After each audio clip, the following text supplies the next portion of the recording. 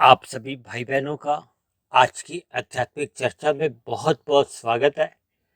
आज की चर्चा का विषय है मनुष्य की स्थिति। देखिए, यहाँ जो मैंने लिखा है ना, मनुष्य की स्थिति, इसका अभिप्राय यह है कि आपकी और मेरी, यानी कि हम सभी एक साधारण मनुष्य है जो कलयुग में एक मनुष्य योनि में अपना अपना जीवन व्यतीत कर रहे हैं। यानी कि एक साधारण मनुष्य की क्या जीवन में स्थिति चल रही है, कैसा आपका हमारा जीवन बीत रहा है। क्योंकि आपका हमारा मिला हुआ जीवन देखिए कर्म योनि का है, साधना योनि का है। क्योंकि शास्त्रों में 84 लाख प्रकार की योनियों में केवल मनुष्य योनि को ही कर्म योनि के नाम से पुकारा जाता है, भोग योनि नहीं कहा जाता। जबकि कलयुग में क्या देखने में आता है कि एक साधारण मनुष्य का जो एक जीवन है वो भोगों में ही लिप्त है। इसीलिए हमने आज के मनुष्य की जो स्थिति चल रही है उसका एक वास्तविक चित्रण कह लो, या उसकी जो एक दिनचर्या है, या आपके हमारे जीवन में जो जो स्थितियां बनती है, लगभग उसी का ही आज की चर्चा में हम चित्रण करने जा रहे हैं, वर्णन करने जा रहे हैं। देखिए, हमने मनुष्य की स्थिति के नीचे 3 शब्द लिखे हैं, रजोगुण, सतोगुण और विशुद्ध सतोगुण। जबकि अक्सर जब भी हम चर्चाएं करते हैं तो देखिए 3 तत्वों की चर्चा करते हैं ना, भगवान, आत्मा, ये दोनों चेतन तत्व है, और एक माया यानी कि प्रकृति। प्रकृति का मतलब तमोगुण, रजोगुण और सतोगुण। लेकिन आज की चर्चा में देखिए हमने प्रत्यक्ष रूप से कहीं भी तमोगुण का जिक्र नहीं किया। देखिए, हमने रजोगुण तो लिखा है, लेकिन रजोगुण के नीचे हमने देखिए 5 काले रंग के जो एक तीर नीचे की तरफ दिखाए हैं, यानी कि ये तीर नीचे की ओर हमें जाते हुए दिखाई दे रहे हैं ना। इन 5 तीरों के साथ ही हमने एक शब्द क्या लिखा है, सहजता। सहजता का अभिप्राय होता है कि जो अपने आप ही होने लगता है, जिसमें हमें कोई प्रयत्न नहीं करना पड़ता। देखिए, हम जब जीवन में कुछ जैसे व्यायाम भी करते हैं तो उसके लिए हमें कुछ प्रयत्न करना होता है। देखिए, जिन कार्यों को हमें प्रयत्न पूर्वक करना होता है तो उसमें हमें स्थूल शरीर के स्तर पर कुछ क्रियाएं करनी होती है, और मन के स्तर पर एक स्वीकृति देनी होती है। जैसे आपके हमारे जीवन में देखिए जो सांसें चल रही हैं, रात को हम सो जाते हैं तो हम देखिए सांस तो हमारी आपकी चलती रहती है, तो ये सब सहज स्थितियां होती हैं। दिन में जब हम जागृत अवस्था में होती हैं तो हमारी आंखों की पलकें अपने आप ही झपकती रहती हैं, तो इसमें भी हम कोई प्रयत्न नहीं करते। यानी कि जिसमें भी एक सहज बिना प्रयत्न के जितनी भी क्रियाएं होती हैं स्थूल शरीर के स्तर पर या हमारे मानसिक, हमारे शरीर के अंदर भी देखिए हम खाना खाते हैं तो हम पचाने थोड़ी जाते हैं, वो अपने आप ही अंदर एक सहज प्रक्रिया चलती है। इन सभी क्रियाओं को सहज किया जाता है, यानी कि जिसमें हमारा कोई एक विशेष प्रयत्न नहीं होता। देखिए, जब हम सुबह व्यायाम करते हैं या कुछ प्राणायाम करते हैं, अनुलोम विलोम की क्रियाएं करते हैं, तो उसमें तो देखिए हमें प्रयत्न करना होता है। प्रयत्न के लिए आपके हमारे स्थूल शरीर को और सूक्ष्म शरीर यानी कि मन बुद्धि को, इनको एक कार्य करना होता है। देखिए, मन का तो कोई कार्य क्या है, उसका तो केवल स्वीकृति देता है, या स्थूल शरीर की एक कर्मेंद्रियों द्वारा या ज्ञानेंद्रियों द्वारा क्रियाएं करने में साथ हो जाता है। और इसी तरह देखिए हमने रजोगुण और सतोगुण के बीच में एक सफेद तीर दिखाया है, और उसके नीचे ही हमने क्या लिखा है, प्रयत्न लिखा है। और इसी तरह देखिए सतोगुण और विशुद्ध सतोगुण के बीच में हमने फिर एक सफेद तीर दिखा दिया, और इसके नीचे हमने क्या लिखा है, साधना। देखिए, हमने कहा ना 3 ही तत्व हैं, एक भगवान, एक आत्मा और एक माया। देखिए, मनुष्य की स्थिति का अभिप्राय, देखिए हम सभी तो आत्मा ही है, ज्ञान युक्त है, चेतन है। शास्त्रों में तो कहा गया ना कि सभी आत्माएं सत और चित है, यानी कि ज्ञान युक्त है, और ज्ञान सदा नित्य बना रहता है। जबकि प्रकृति के गुणों के साथ एक ही शब्द आता है कि ये सत्य है, यानी कि ये तमोगुण, रजोगुण और सतोगुण, ये तीनों गुण नित्य बने रहते हैं। हालांकि इनसे जो 23 तत्वों का जो विस्तार होता है, जिसके आपके हमारे 3 शरीर भी बनते हैं, या ये संसार में जो भी आपको हमें एक प्रकृति के संसाधन दिखाई देते हैं, पदार्थ दिखाई देते हैं, या जो भी क्रियाएं आप देखते हैं, ये 23 तत्वों का विस्तार ही होता है। ये अनित्य है। देखिए, अनित्य का अभिप्राय यह नहीं कि ये असत्य है, लेकिन ये एक कार्यकाल से बंधे होते हैं। भले ही करोड़ों वर्ष तक, देखिए ये जो सतयुग आता है, त्रेता युग, द्वापर, फिर कलयुग, फिर इनके कर्म होते हैं, फिर इनका बहुत लंबा एक मनवंतर है, मतलब एक बहुत लंबी एक प्रक्रिया है। इसमें करोड़ों वर्ष का ये सृष्टि काल चलता है। लेकिन फिर भी एक ऐसा समय आ जाता है कि ये जो एक 23 तत्वों का विस्तार है, ये जब प्रलय की स्थिति आती है, तो परमात्मा इन 23 तत्वों को वापस पुनः तमोगुण, रजोगुण और सत्वगुण में वापस कर देते हैं। वापस करने का मतलब देखिए, ये एक पूरी प्रक्रिया, इन पे भी हमने चर्चा की है। इसलिए गुणों को तो तमोगुण, रजोगुण और सतोगुण को तो देखिए नित्य कहा जाता है, लेकिन साथ में कहा जाता है जड़। जड़ का मतलब है कि उसमें अपने आप कोई क्रिया नहीं होती। ये जो प्रकृति में आप दिन प्रतिदिन जितनी भी क्रियाएं देखते हैं, ये परमात्मा की ब्रह्म शक्ति द्वारा हमें ये संपूर्ण भौतिक प्रकृति के जो पदार्थों में, क्रियाओं में हमें एक क्रियाशीलता नजर आती है। जैसे आपके हमारे जो 3 शरीर है, स्थूल शरीर, सूक्ष्म शरीर और कारण शरीर, इनको भी देखिए माया का ही कहा जाता है। प्रकृति के ही ये तमो, रजो और सतो गुणों से ही बनी। जबकि ये भी देखिए चलते फिरते अपने आप नहीं, जब तक आत्मा अंदर रहती, यानी कि चेतन शक्ति के रहने पे ही जड़ पदार्थ में क्रिया होती है। और जैसे ही जड़ में से एक चेतन शक्ति निकल जाती है, तो जड़ पदार्थ की जो भी क्रिया है वो समाप्त हो जाती है। तभी तो देखिए स्थूल शरीर की मृत्यु मानी जाती है। जैसे ही आत्मा परमात्मा के साथ एक उस स्थूल शरीर को छोड़ देते हैं या निकल जाते हैं, तो कह देते हैं ना कि इस स्थूल शरीर की मृत्यु हो गई। देखिए, अब हम ये रजोगुण, सतोगुण और विशुद्ध सतोगुण के बीच में ये जो हमने तीनों की जो स्थितियां दिखाई है ना, इसको हमें समझना होगा। क्योंकि मनुष्य योनि को कर्म योनि कहा जाता है। हम और आप जितने भी कर्म करते हैं सकाम भाव से, वो लिखे जाते हैं। मनुष्य को इस बात का भले ही बोध है या नहीं, उसके द्वारा चाहे वो पाप कर्म है चाहे वो पुण्य कर्म है, ऐसे सभी सकाम कर्मों का आपका हमारा कारण शरीर में कर्माशय बनता है। और जैसा जैसा कर्माशय बनता है, उससे संबंधित ही आपके हमारे संस्कार बनते हैं। और ये जो हम दिन भर हम मन के स्तर पर भी जितना चिंतन करते रहते हैं, चाहे वो राग पूर्वक होता है चाहे वो द्वेष पूर्वक होता है, उसका भले ही देखिए कोई कर्माशय नहीं बनता, लेकिन संस्कार उस चिंतन के भी बनने लगते हैं। देखिए, कारण शरीर में संस्कारों का बहुत अधिक महत्व है, क्योंकि कारण शरीर से जितने भी बने हुए संस्कार होते हैं, चाहे वो अच्छे संस्कार हो चाहे वो बुरे संस्कार, उन संस्कारों से आपके मन बुद्धि में फुरने उठते रहते हैं, जिनको शास्त्रों में कहा गया विचार आते हैं, वृत्तियां उठती हैं।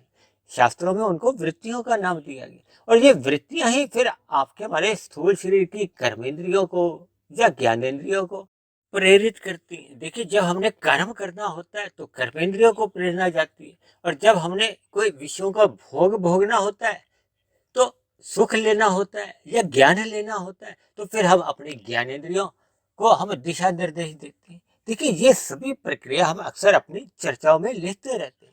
लेकिन आज जो हमने एक रजोगुण के नीचे जो हमने काले 5 जो तीर दिखाए ना, इनका एक हमें गणित समझना होगा। क्योंकि देखिए, आपका हमारा जो मिला हुआ जीवन है, ये एक निश्चित आयु लेके आया है, निश्चित सांसें लेकर आया है।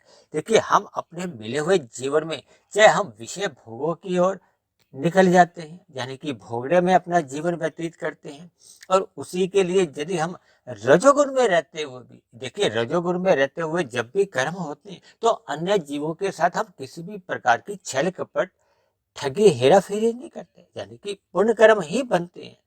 लेकिन जब जब मनुष्य इन विषय भोगों की प्राप्ति के लिए पाप कर्म करता है, अन्य जीवों के साथ छल कपट, ठगी, हेरा फेरी, यानी कि शास्त्रों में जो निषेध कर्म कहेंगे उनको कर बैठता है, तो फिर उसका पाप कर्मों का कर्माशय बनता है। और मैंने कहा ना, जैसे जैसे कर्माशय बनता है फिर वैसे वैसे संस्कार बनते हैं। तो फिर मनुष्य ये जो कर्म संस्कार या वृत्ति का जो उसके जीवन में चक्र निकल जाता है ना, वो उस चक्र में ही उसका जीवन कब समाप्त हो जाता है, यानी कि आपकी हमारी मृत्यु आ जाती है, मनुष्य को पता ही नहीं चलता। देखिए मनुष्य जो नहीं, भोग जो नहीं, ये जो मैंने 5 तीर नीचे दिखाए ना रजोगुण के नीचे, इन 5 तीर का अभिप्राय क्या है? ये 5 तीर हैं गंध, रस, रूप, स्पर्श और शब्द, यानी कि आपके हमारे 5 भोग विषय, जिनकी और अक्सर मनुष्य रजोगुण में रहता हुआ सहज ही इस विषय भोगों में लिप्त रहेगा। इसलिए मैंने देखिए यहाँ सहज शब्द लिखा है। देखिए अक्सर आपने देखा होगा कि जब हम भरपेट खाना खा भी लेते हैं, उसके बाद भी यदि हमें कोई स्वाद भरा कोई पदार्थ कोई हमें देता है तो अक्सर मनुष्य फिसल जाता है, यानी कि उसका पेट तो भर चुका था, लेकिन फिर भी वो स्वाद में फिर इन विषय भोगों की ओर आकर्षित होते हैं। देखिए एक पशु पक्षी जो कि अल्प विकसित बुद्धि के साथ इस भौतिक प्रकृति में विचरण करते हैं, उनका भी जब देखिए जब पेट भर जाता है तो वो भी स्वादिष्ट पदार्थ को भी छोड़ देते हैं। जबकि मनुष्य एक स्वादिष्ट पदार्थ या जिसमें उसको स्वाद एक की अनुभूति होती है, तो वो पेट भरने के बावजूद भी उन विषय भोगों का भोग भोगता है। जबकि मनुष्य को देखिए बुद्धिमान जीव कहा जाता है। जब जब मन की ऐसी स्थितियां बनती हैं तो समझ लेना कि आपका हमारा देखिए सतोगुण कमजोर है। जब सतोगुण कमजोर होता है तो फिर मनुष्य का ये जो रजोगुण है, ये विषय भोगों की गलियों में देखिए ये जो 5 तीर हैं, इन विषय भोगों की गलियों में सहज ही फिर वो आवारागर्दी करता है। देखिए मैं शब्दों को भले ही संभल संभल कर भी बोलता हूँ, लेकिन फिर भी जब हम इनको आवारागर्दी कहते हैं ना, यानी कि जिनकी हमें कोई जरूरत तो नहीं है, यानी कि आपके हमारे स्थूल शरीर का जो हमारा जो एक भोजन था उससे तो हमारे पेट की तृप्ति हो चुकी थी, लेकिन मनुष्य जब विषय भोगों की ओर आकर्षित होता है तो फिर वो उसको पतन का कारण बनता है। इसलिए मैंने देखी ये 5 काले तीर दिखाए, जिसके परिणाम स्वरूप मनुष्य का मिले हुए जीवन में भोगों की ओर ही एक आकर्षण बना रहता है। और दूसरा मैंने देखिए एक सफेद तीर दिखाया है, ये है प्रयत्न।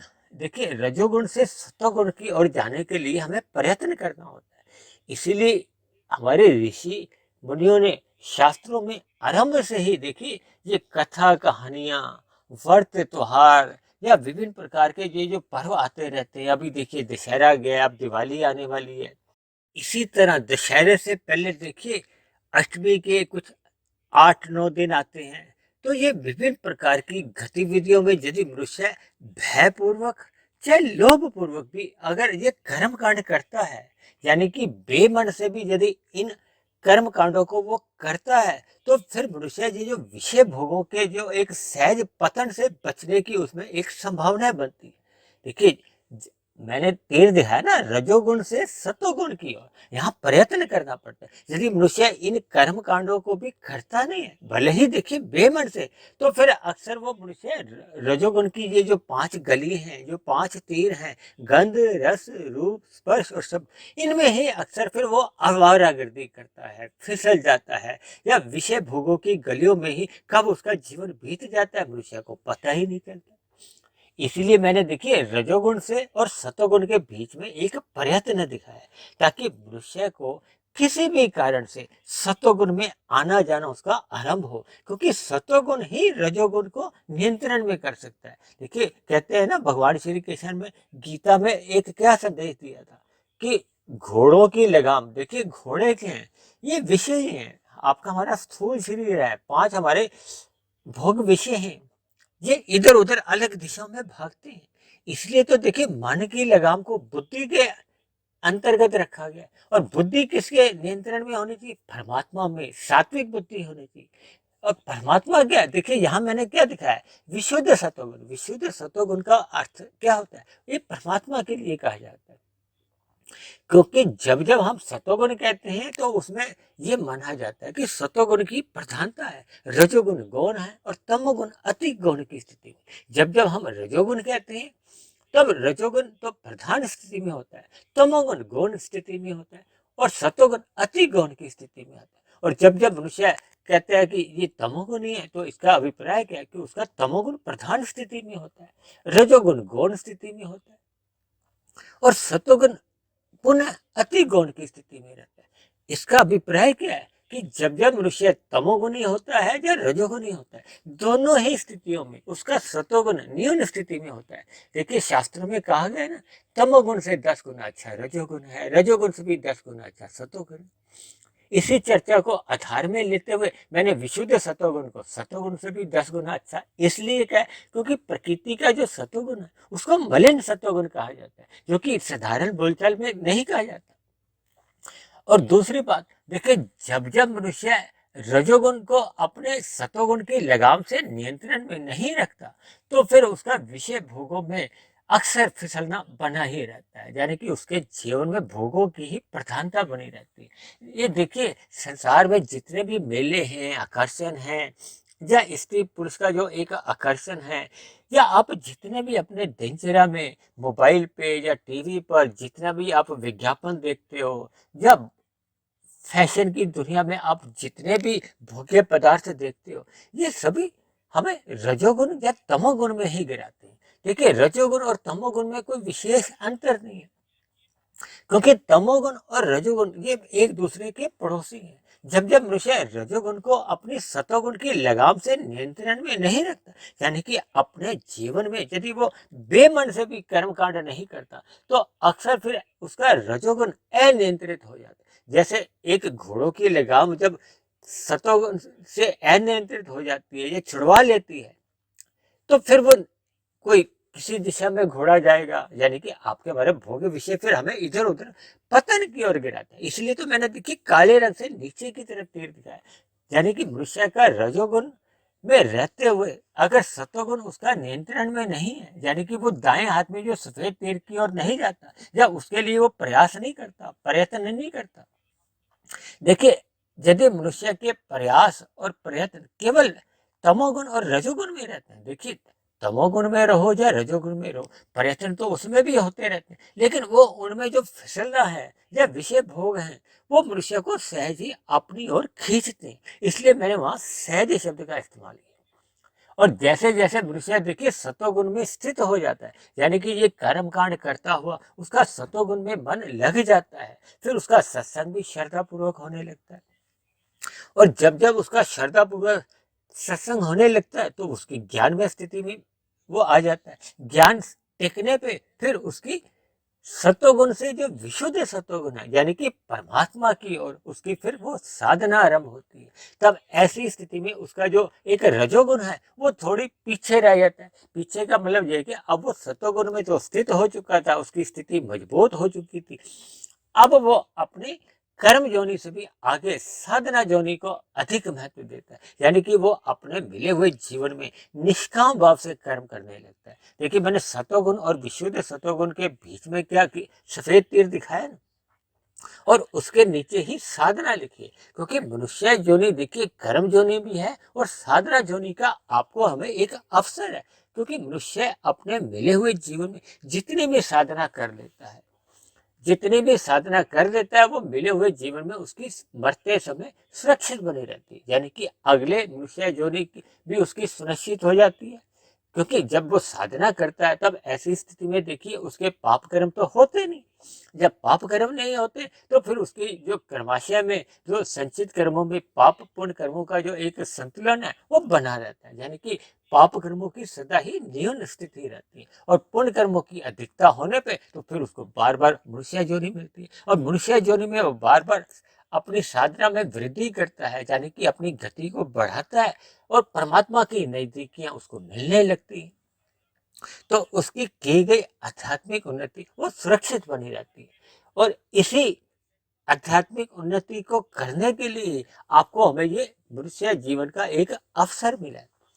देखिए ये गणित अगर आपको समझ में आ जाता है तब तो आपका मिला हुआ जीवन सफल है, सार्थक है, यानी कि आपकी आध्यात्मिक उन्नति आरंभ हो जाती है। इसी गणित को समझने के लिए अक्सर देखिए मेरी जो प्रतिदिन एक चर्चाएं प्रसारित होती हैं, उन सभी चर्चाओं में मैं देखिए तमोगुण को एक अंक से परिभाषित करता हूँ, रजोगुण को 10 अंकों से, सतोगुण को 100 अंकों से और विशुद्ध सतोगुण को, जो कि परमात्मा के लिए कहा जाता है, उसको 1000 अंकों से। इसके पीछे का आधार भी शास्त्रों में कहा गया आधार ही है कि तमोगुण से 10 गुना अच्छा रजोगुण है, रजोगुण से भी 10 गुना अच्छा सतोगुण है और सतोगुण से भी 10 गुना अच्छा विशुद्ध सतोगुण है।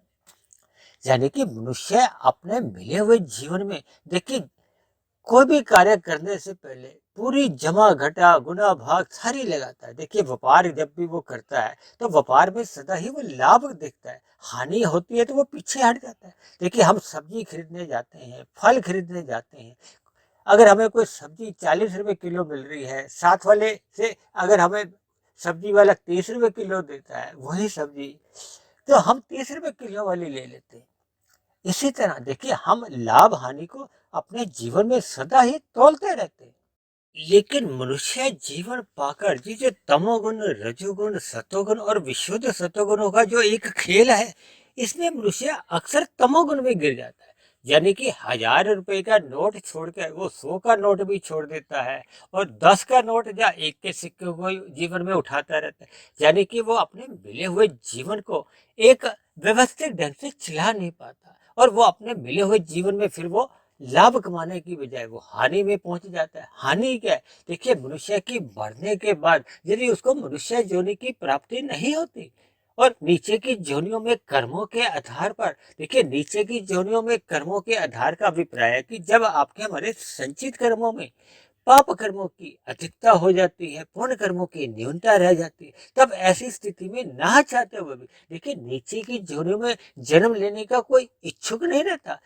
यदि किसी मनुष्य से ये पूछा जाए कि वो अगले जन्म में कुत्ता बनना चाहता है या गाय भी बनना चाहता है या पक्षी बनना चाहता है, कबूतर बनना चाहता है, पेड़ पौधा बनना चाहता है, कीट पतंग बनना चाहता है, तो देखिए, किसी भी एक भी मनुष्य का उत्तर हाँ में नहीं हो सकता, क्योंकि हम सभी मनुष्य लाभ हानि की भाषा को समझते हैं। हम सभी मनुष्य चाहते हैं कि हमें पुनः मनुष्य जोनी मिले और अक्सर कुछ मनुष्य को अज्ञानतावश ऐसा भी भ्रम होता है कि कुत्ता मरने के बाद पुनः कुत्ते जोनी में ही आता है और मनुष्य मरने के बाद पुनः मनुष्य जोनी में ही जन्म लेता है। ऐसा नहीं है। देखिए, इन सभी बातों को हमें तर्क संगत तरीके से समझना होगा और इसलिए हमें मिले हुए जीवन का ये सदुपयोग करना चाहिए। सदुपयोग यही है कि आरंभ में मनुष्य को अपना रजोगुण मर्यादा में रखते हुए जीवन में कर्म कांडों को भले ही लाभ से या लोभ से हमें अपने आप को व्यवस्थित रखना चाहिए। फिर जैसे जैसे हमारी ज्ञानमय स्थिति बनती है, यानी कि सत्संग अपना प्रभाव दिखाने लगता है, तो फिर मनुष्य का ये जो कर्म कांड है फिर ये ज्ञान पूर्वक होने लगते हैं। इसमें लोभ भी समाप्त हो जाता है और किसी भी प्रकार का भय भी नहीं रहता। ऐसी स्थिति में उसका फिर सतोगुण एक मजबूत स्थिति क्रमशः बनाता जाता है। जैसे जैसे मनुष्य की सतोगुण में एक स्थिति मजबूत होने लगती है। देखिए, सतोगुण की स्थिति मजबूत कब होती है? जब वो अपना रजोगुण मर्यादा में रखता है। रजोगुण मर्यादा का अभिप्राय है कि वो अपने स्थूल शरीर की आवश्यकताओं की पूर्ति के लिए ही कर्म करता है और तमोगुण का जो मल रूपी संग है, यानी कि वो पाप कर्मों से अपने आप को पूर्ण रूप से दूरी बना लेता है और ब्रह्म मुहूर्त का संग वो करने लगता है, यानी कि रात को जल्दी सो जाता है और सुबह ब्रह्म मुहूर्त, जो कि सूर्य निकलने से पूर्व का जो समय होता है, उसका वो संग करता है, क्योंकि अब उसको सतोगुण अच्छा लगता है। जब वो सतोगुण उसको अच्छा लगता है, क्योंकि अब उसका सतोगुण एक मजबूत स्थिति में, तब ऐसे में उसका विशुद्ध सतोगुण, यानी कि परमात्मा को पाने का एक लक्ष्य बन जाता है। ऐसा लक्ष्य बन जाने पे ही फिर वो ब्रह्म मुहूर्त का संग अवश्य ही करता है। उस ब्रह्म मुहूर्त में वो साधना करता है, यानी कि अपने जीवन को एक सार्थक दिशा, यानी सत्वगुण से विशुद्ध सत्वगुण का जो एक तीर दिखा रहा है, ये देखिए एक सार्थक दिशा है। यानी कि अब उसका जो एक पतन की जो संभावनाएं रहती हैं, वो उससे वो अपनी बहुत ही अधिक दूरी बना लेता है। तो ऐसी सभी शुभ स्थितियां तभी आपके हमारे जीवन में बनती हैं जब हम रजोगुण को, विषय भोगों को सत्वगुण की लगाम से नियंत्रण में रखते हैं। लेकिन अक्सर क्या देखा जाता है कि मनुष्य ये जो व्रत त्योहार या विभिन्न प्रकार की जो स्थितियां वो लोभ से या भय से तो करता है, लेकिन जैसे ही उन स्थितियों से वो वापस आ जाता है, यानी कि सत्वगुण में जाता तो है, भले ही लोभ से जाता है या भय से जाता है, लेकिन सत्वगुण का हाथ लगाकर वो पुनः अपने राजसी जीवन में यानी कि विषय भोगों की गलियों में पुनः अपने आप को वापस ले आता है, जिसके फलस्वरूप फिर उसका जो सत्वगुण अपना प्रभाव दिखा नहीं पाता। यानी कि मनुष्य का सत्संग श्रद्धा पूर्वक होना चाहिए ताकि उसका धीरे धीरे वहां मन लगने लगे। देखिए, जब तक हम अपने मन को जबरदस्ती सत्संग में नहीं लगाते, तो ऐसे में देखिए ना चाहते हुए भी आपके जो हमारे स्थूल शरीर, जो कि एक तामस कहा गया है, देखिए पृथ्वी जल अग्नि वायु आकाश का आपका हमारा स्थूल शरीर बना है। और ये जो विषय भोग है, गंध रस रूप स्पर्श और शब्द, ये भी विषय भोग भी देखिए शास्त्रों में तामसिक कहेंगे। स्थूल शरीर और विषय भोगों में सजातीय संबंध है। और सजातीय संबंध देखिए, उसमें एक साधारण मनुष्य जब तक सतोगुण से अपने मन को नियंत्रण में नहीं रखता, इसलिए तो देखिए परमात्मा ने मन और बुद्धि को सात्विक बनाया ताकि हम ज्ञान में स्थिति में रहें, परमात्मा को समझें, ताकि विशुद्ध सतोगुण को पाने का जो मनुष्य जीवन पाकर हमारा आपका एक अवसर है, उसका हम सदुपयोग करें और विषय भोगों की गलियों में अपने आप को हम गिरने देते। जब मनुष्य ऐसी स्थितियों से अपने आप को एक सुदृढ़ स्थिति में यानी कि सतोगुण में स्थित कर लेता है, तब वो अपने आप को इन विषय भोगों की पतन की गलियों से बचा पाता है।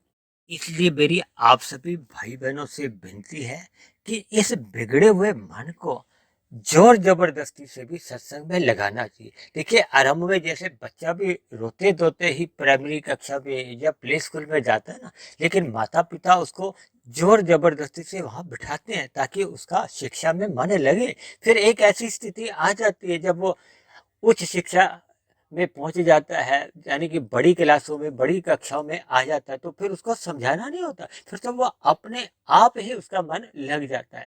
यानी अब उसको उस भौतिक शिक्षा का भी एक महत्व समझ में आ जाता है। इसी तरह जैसे जैसे आप इस मन को जोर जबरदस्ती से भी सत्संग में लगाओगे, फिर लगते लगते ये सत्संग में मन लग जाएगा, फिर परमात्मा का महत्व आपको भी समझ में आ जाएगा। तो ऐसी सभी शुभ स्थितियां हम सभी भाई बहनों के जीवन में भी निरंतर बनी रहें, ताकि हम सभी भाई बहनों का मिला हुआ जीवन सार्थक हो, सफल हो। इन्हीं शुभकामनाओं के साथ आज की चर्चा को अब हम यही विश्राम देते हैं। आज की चर्चा से संबंधित आप किसी भाई बहन का कोई आध्यात्मिक प्रश्न हो तो आप नीचे दिए गए कमेंट्स बॉक्स पर जाकर आप अपना प्रश्न लिख सकते हैं। और यदि मेरी कही गई बातों पर आपको किसी भी प्रकार की कोई आपत्ति हो, किसी शब्द पे आपको किसी प्रकार की कोई शिकायत हो, तो आप नीचे दिए गए कमेंट्स बॉक्स पर जाकर लिख सकते हैं। और परमात्मा की प्रेरणा से ये जो हम प्रतिदिन एक वीडियो तैयार करते हैं, ये बनी हुई वीडियो यदि आपके आध्यात्मिक जीवन में एक दिशा, सकारात्मक दिशा लाने में सफल हो रही हो, परमात्मा में आपकी प्रीति जगा चुकी हो, आपके कर्मों में सुधार आने लगा हो, तो मेरी आप सभी भाई बहनों से विनती है कि आप मेरे इस आध्यात्मिक ज्ञानात्मक चैनल सुधीर भाटिया फकीर को आप स्वयं भी सब्सक्राइब करें, व अन्य जिज्ञासु भाई बहनों को भी इस आध्यात्मिक ज्ञानात्मक चैनल से जुड़ने का प्रयास करें, ताकि समाज में सतोगुणी वातावरण का विस्तार हो। उस सतोगुणी वातावरण में हम सभी भाई बहनों का जीवन सुखमय बीते और परमात्मा में सदा प्रीति बनी रहे। इन्हीं शब्दों के साथ चर्चा को यही विश्राम देते हैं। कल फिर मिलते हैं एक नए विषय को लेकर, एक नए संदेश के साथ। तब तक आप सभी भाई बहनों का बहुत बहुत धन्यवाद।